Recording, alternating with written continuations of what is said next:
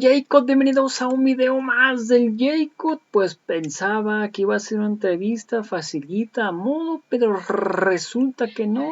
Resulta que sale el mismísimo López Dóriga y le da con todo al ministro Aguilar. Increíble pero cierto, ya que no sentía lo duro sino lo tupido, y es que salió completamente, se veía furioso López Dóriga, donde le dice que pues que es pues un conservador, que es un ministro deshonesto, que es adversario de AMLO, que está al servicio del capital, corrupto, entregado al crimen organizado, delincuentes. Prácticamente estaba furioso López Dóriga, donde pues al parecer las preguntas que le hacía era dice el presidente, pero más bien él haciéndole las preguntas, ahora sí con un tono pues muy medio fuerte, el mismísimo López Dóriga.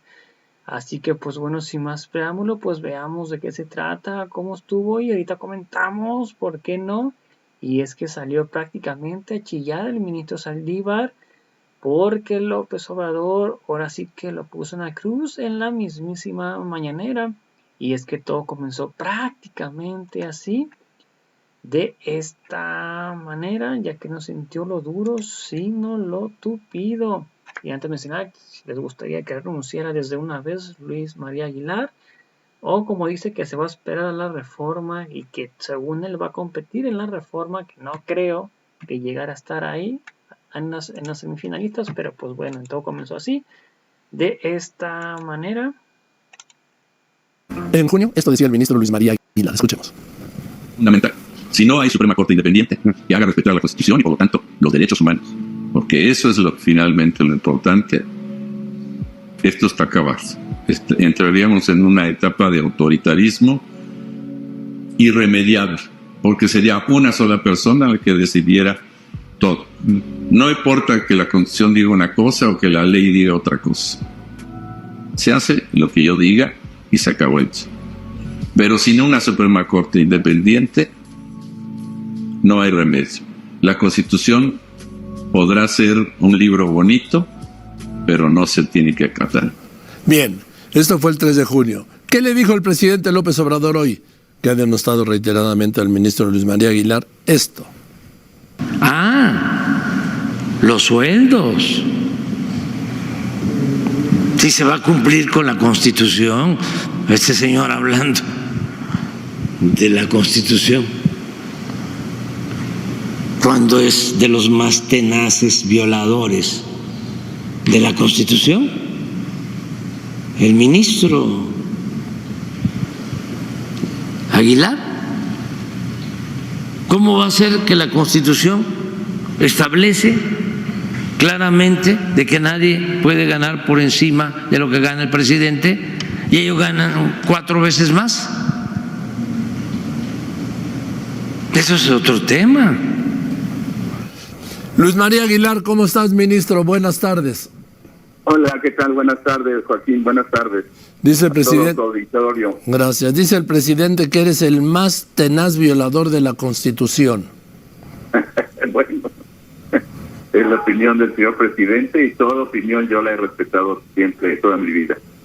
A ver, respetas el derecho a que opinen, no puedes respetarla. Exacto. No me digas que estás respetando la opinión de que eres, como ministro, el más tenaz violador de la Constitución. No, desde luego, porque esa es la percepción que él tiene, o yo estoy convencido de que eso no es así. De alguna manera estoy disintiendo en ese sentido, pero desde luego esa es la opinión de él, y bueno, pues como toda opinión, el derecho de expresión es libre, y eso es lo que él dice. Obviamente no es así, yo sé que no están las circunstancias de ese modo y de esa manera, y por lo tanto, en cuanto a la opinión misma, pues no coincido con él, pero pues él puede opinar lo que él quiera. Déjame decirte lo que dijo también, que a lo mejor ya lo has registrado. Dijo: y un ministro deshonesto, creo que se llama Luis María Aguilar, que me consta que es deshonesto y muy conservador y muy adversario nuestro. Sí. No, pues eso, mira, eso de deshonesto verdaderamente pues no tiene sustento, ni fundamento, ni prueba alguna. para poder sostener esa opinión. Desde luego, si algo ha caracterizado a mi vida como funcionario durante más de 50 años, ha sido la honestidad y el cuidado de todo lo que he hecho y he procurado. De tal manera que, pues en ese sentido, yo no tengo ninguna preocupación y ninguna incertidumbre en mi conciencia. Como lo dije desde que me recibí, para dar a cada quien lo que le corresponde, dejo en garantía la tranquilidad de mi conciencia, porque es la meta de la única felicidad. Pero yo estoy de acuerdo en que opine, pero no con afirmaciones que no tienen sustento. Dices que eres muy conservador y muy adversario de él. No, yo creo que nunca he sido adversario del señor presidente, nunca, y no soy conservador. De hecho, mi familia, tanto materna como paterna, han sido muy liberales. Mi abuela materna, mi abuelo paterno era un tranviario aquí de la Ciudad de México y un socialista convencido, y mi abuela paterna, en Mérida, en Yucatán, era una de las principales líderes de un movimiento social que fue el primer Congreso Feminista de América Latina, que mi abuela participó directamente como encargada. Entonces siempre hemos sido nosotros muy a favor del pueblo y de sus necesidades y de las mujeres, desde luego. Pero dice el presidente que no solo lo dice, te acusa de que no, que estás al servicio del gran capital, que la Corte es corrupto, entregada al crimen organizado y a los delincuentes de cuello blanco. En primer lugar, eso de que yo estoy al servicio y corrupto, pues no sé de dónde puede imaginar una cosa así, porque no existe el más mínimo indicio de que una cosa pudiera haber sido de esta manera. Ni ninguna de las grandes encargos que me ha hecho el país como consejero de la Judicatura, como presidente de la Suprema Corte, he tenido jamás una observación y una preocupación de nadie por respecto de algo que yo haya hecho indebidamente. De tal manera que, bueno, pues yo en ese sentido, insisto, estoy con la tranquilidad de mi conciencia. Eso no es así. Inclusive cuando la Auditoría Superior de la Federación, a petición mía, hizo la auditoría de todas las partidas presupuestales de la Corte y del Consejo, no hubo mayor observación al respecto, ningún problema. Y que yo tuviera algún vínculo con alguna empresa o algo, pues no, nunca la he tenido.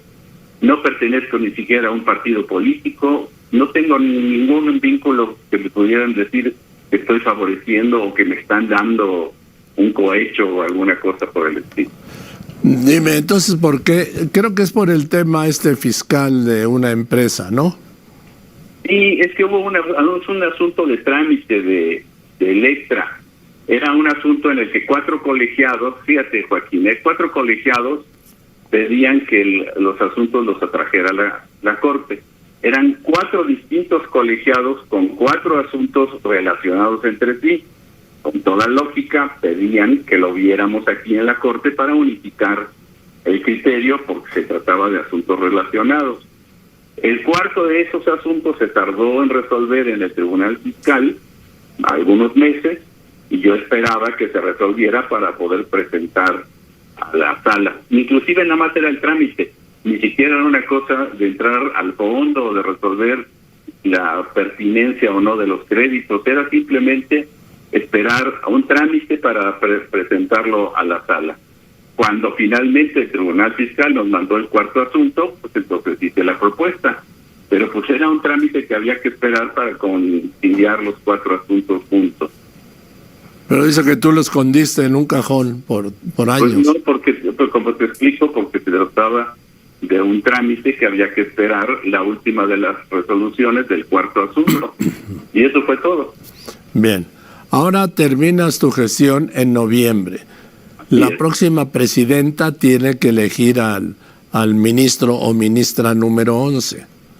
Escuché que el presidente dijo que mejor no la elija para que ya se vaya todo con la reforma judicial. ¿Tienes alguna opinión?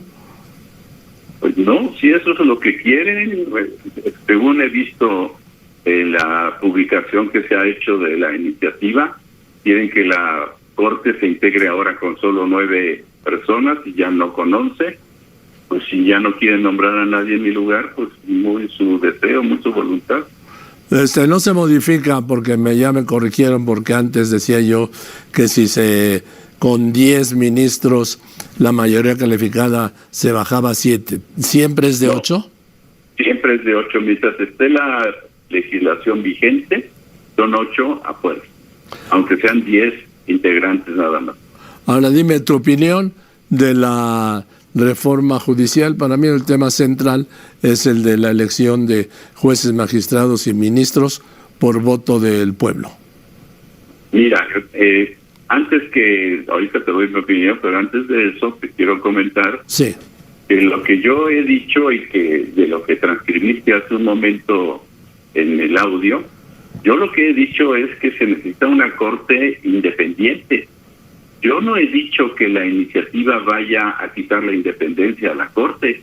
Yo nada más insisto, la Suprema Corte debe ser independiente para que se pueda garantizar el respeto a la Constitución. Pero nunca he dicho que si la reforma se hace, la Corte no va a ser independiente. Eso yo no lo sé.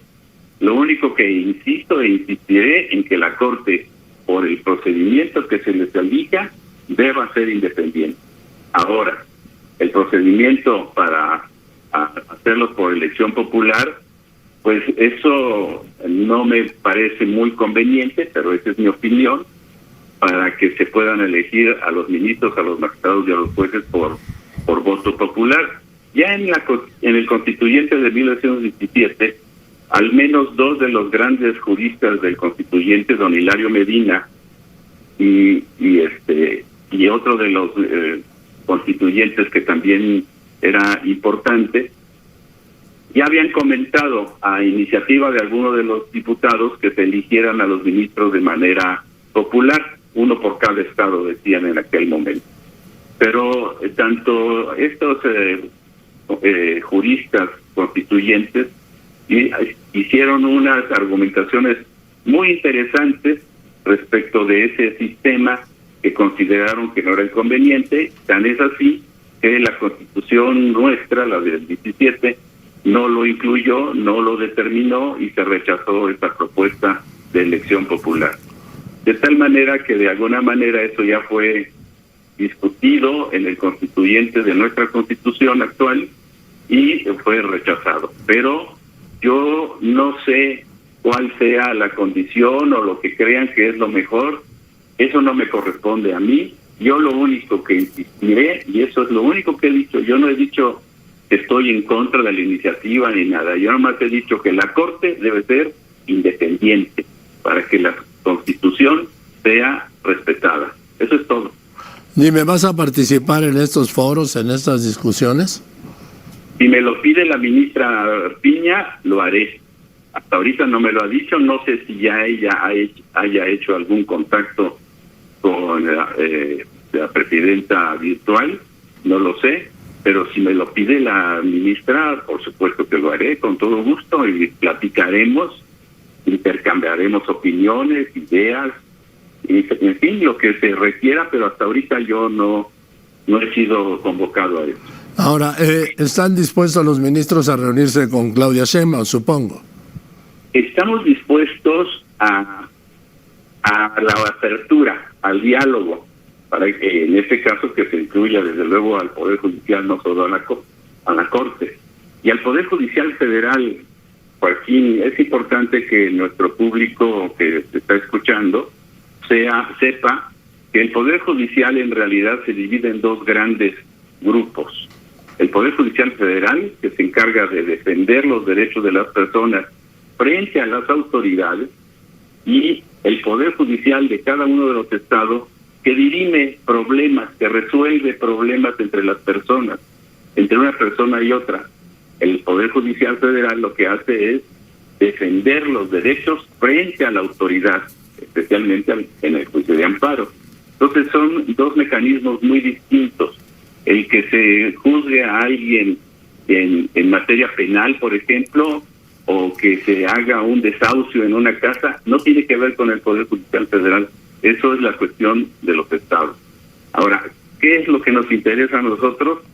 Desde luego, reiterar nuestra disposición de mantener una comunicación siempre abierta para que podamos intercambiar ideas, de expresar opiniones, sugerir quizá alguna cosa y que ojalá que las pudieran tomar en cuenta.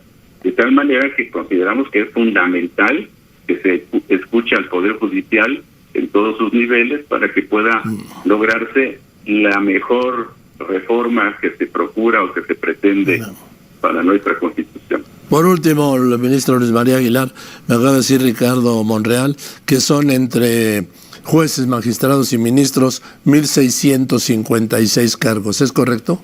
Sí, aproximadamente, sí, no tengo aquí el dato tan certero, pero sí, eso es. Tenemos ese personas y más o menos unas 45,000 personas en total, entre empleados y secretarios y todo, que integran el Poder Judicial de la Federación en toda la República. Perfecto. Pues gracias por contestarme, Luis María Aguilar. Con mucho gusto, Joaquín, con gusto, siempre. Gracias, te mando un abrazo. Es el ministro Luis María Aguilar.